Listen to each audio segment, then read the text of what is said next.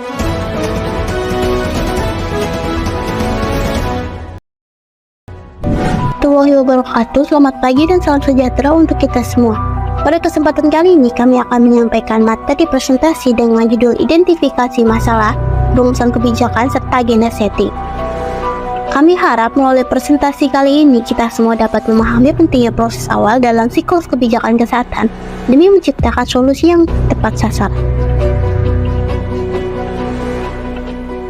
Sebelum kita mulai materi yang pertama, izinkan kami perkenalan terlebih dahulu. Kami dari kelompok 4 yang terdiri dari atas saya Auliza Reza Fitri. Halo semua, nama saya Putri Nurlaili. Perkenalkan, nama saya Indi Nurafiani Ramadana. Baik, yuk kita mulai materi pertama. Identifikasi masalah dan perumusan kebijakan kesehatan serta agenda setting, yaitu pemaparan mengenai pentingnya identifikasi masalah dan perumusan kebijakan kesehatan yang tepat dalam mendukung peningkatan kualitas kesehatan masyarakat. Proses ini merupakan fondasi bagi pembuat kebijakan agar dapat merancang strategi efektif dan tepat sasaran. Agenda setting menjadi tahap awal yang krusial untuk menentukan prioritas isu kesehatan yang akan ditangani secara sistematis dan terukur. Selanjutnya, perumusan kebijakan kesehatan. Yang pertama, identifikasi tujuan, yaitu menentukan tujuan kebijakan yang jelas dan terukur sesuai dengan masalah yang diidentifikasi. Lalu yang kedua, initial screening, yaitu mengembangkan langkah-langkah strategis berdasarkan bukti ilmiah dan sumber daya yang tersedia. Selanjutnya, tahapan identifikasi masalah kebijakan kesehatan.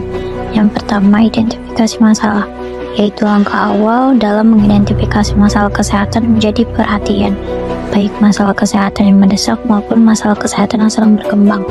Yang kedua, pengumpulan data.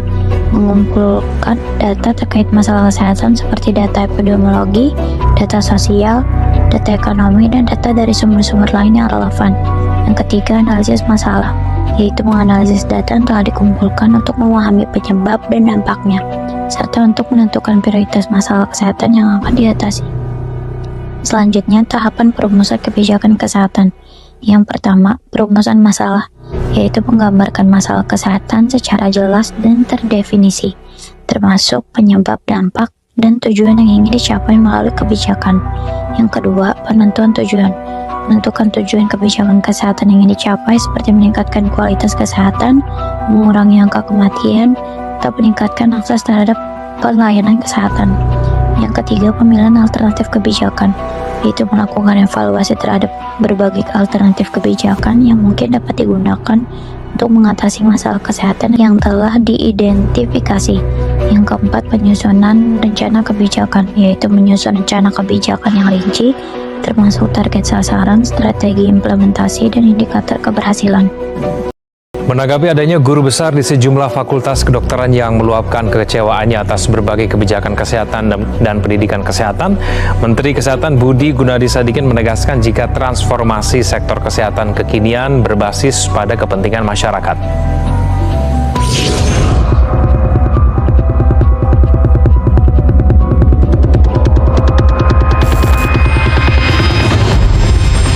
Aksi protes akademisi di Fakultas Kedokteran dari sejumlah kampus beberapa waktu belakangan terus berlanjut. Seruan itu disampaikan secara terbuka di hadapan para dokter dan mahasiswa kedokteran. Guru besar Fakultas Kedokteran dari seluruh Indonesia menyerukan keprihatinan terhadap arah kebijakan dan tata kelola kesehatan nasional. Kebijakan kesehatan nasional saat ini yang diberlakukan menimbulkan keresahan kolektif di kalangan dokter. Salah satunya tentang mutasi secara sepihak oleh Kemenkes kepada dokter spesialis dilakukan tanpa prosedur yang jelas. Akademisi Fakultas Kedokteran di beberapa kampus seperti Universitas Indonesia, Universitas Pajajaran, Universitas Hasanuddin, Universitas Sumatera Utara, dan Universitas Andalas menyampaikan protes kepada Menteri Kesehatan Budi Gunadi Sadikin. Ambil alih oleh Kementerian Kesehatan, itu bukan tugas dia.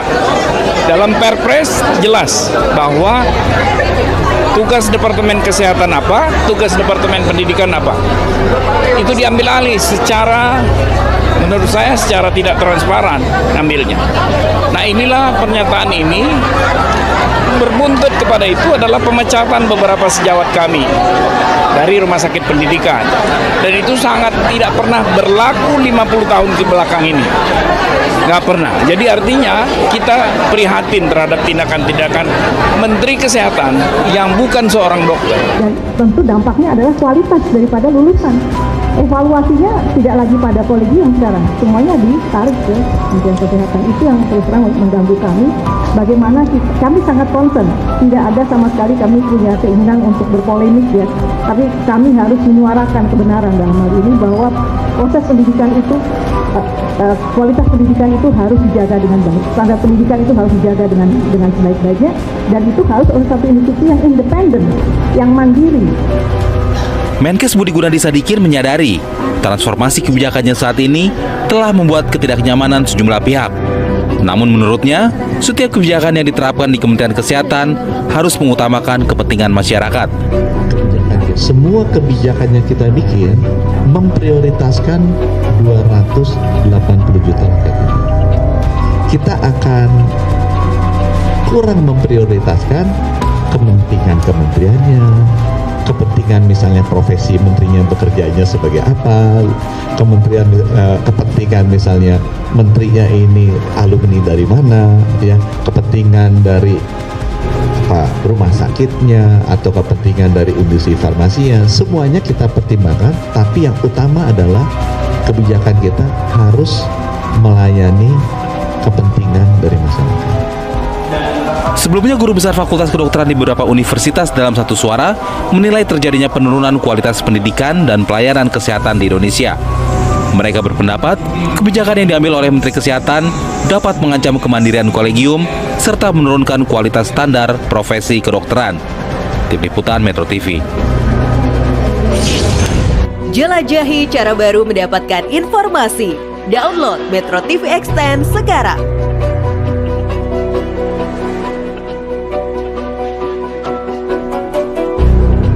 Lalu selanjutnya di sini ada agenda setting kebijakan kesehatan. Yang pertama itu penentuan prioritas. Jadi menentukan masalah kesehatan yang akan menjadi prioritas utama dalam kebijakan. Apakah itu berdasarkan dampak dan juga keberhasilan. Yang kedua itu ada penetapan agenda, membentuk agenda kebijakan yang berisi masalah kesehatan yang telah ditetapkan sebagai prioritas, serta langkah-langkah yang akan diambil untuk mengatasi masalah tersebut. Yang ketiga, ada pengembangan kebijakan. Mengembangkan kebijakan sesuai dengan agenda yang telah ditetapkan, termasuk regulasi, program, dan juga kegiatan yang akan dilaksanakan. Yang selanjutnya yang keempat ada implementasi kebijakan. Melaksanakan kebijakan yang telah ditetapkan, termasuk kegiatan sosialisasi, pelatihan, dan juga monitoring. Selanjutnya yang kelima ada evaluasi kebijakan, mengevaluasi dampak dan keberhasilan kebijakan yang telah diimplementasikan untuk mengetahui apakah kebijakan tersebut efektif dalam mengatasi masalah kesehatan yang diidentifikasi. Selanjutnya ada contoh konkret. Yang pertama itu ada masalah tingginya angka stunting pada anak di Indonesia. Stunting adalah kondisi gagal tubuh pada anak akibat kekurangan gizi kronis, terutama pada 1000 hari pertama kehidupan. Yang kedua itu ada perumusan kebijakan, pengembangan program dan pencegahan penanganan stunting seperti peningkatan gizi, pemberian imunisasi, dan juga penguatan layanan kesehatan ibu dan juga anak. Yang ketiga ada agenda setting, membuat kebijakan tentang pencegahan stunting menjadi prioritas nasional dengan dukungan anggaran dan sumber daya yang cukup. Lalu di sini ada pentingnya identifikasi masalah perumusan kebijakan dan juga agenda setting. Yang pertama, identifikasi masalah yang tepat akan memastikan bahwa kebijakan yang dibuat dapat mengatasi masalah kesehatan yang sebenarnya.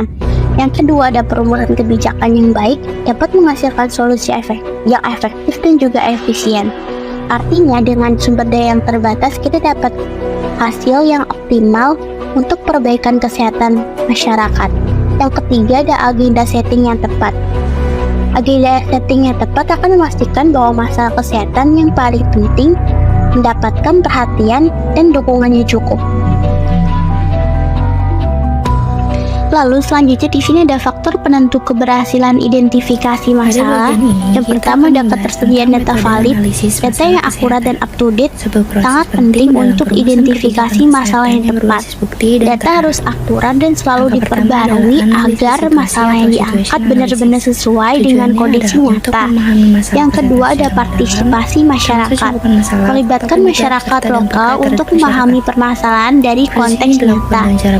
Keterlibatan masyarakat lokal itu sangat penting agar permasalahan dipahami dari sudut pandang orang yang mengalaminya langsung. Dan yang ketiga itu ada kapasitas sumber daya. Ketersediaan SDM dan dana untuk menganalisis dan mengumpulkan data. Diperlukan tenaga profesional dan dana yang cukup untuk mengumpulkan dan menganalisis data secara maksimal.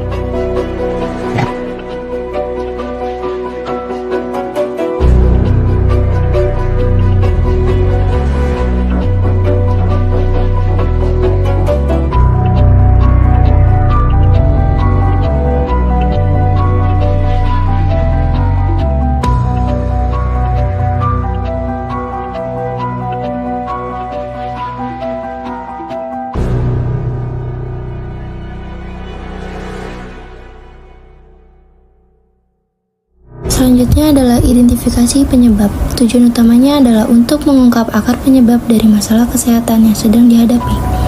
Penyebab ini bisa berasal dari faktor lingkungan, sosial, budaya, perilaku, ataupun faktor lainnya.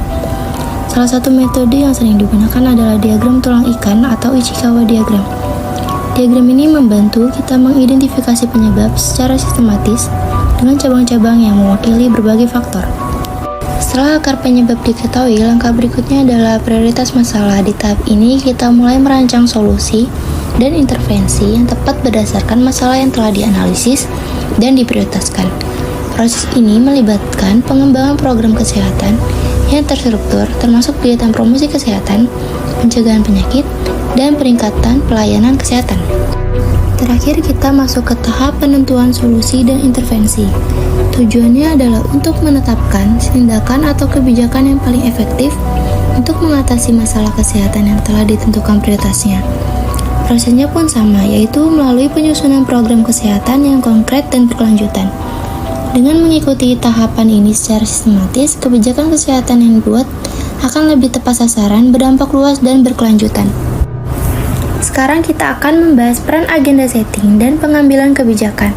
Tahap pertama adalah identifikasi agenda, yaitu menentukan topik yang menjadi perhatian pemerintah dan masyarakat. Selanjutnya, formalisasi agenda, di mana isu yang telah dipilih dimasukkan ke dalam program kerja resmi sebagai bagian dari program kebijakan. Terakhir ada implementasi agenda. Di tahap ini, kebijakan mulai dilaksanakan sesuai dengan agenda yang telah ditetapkan.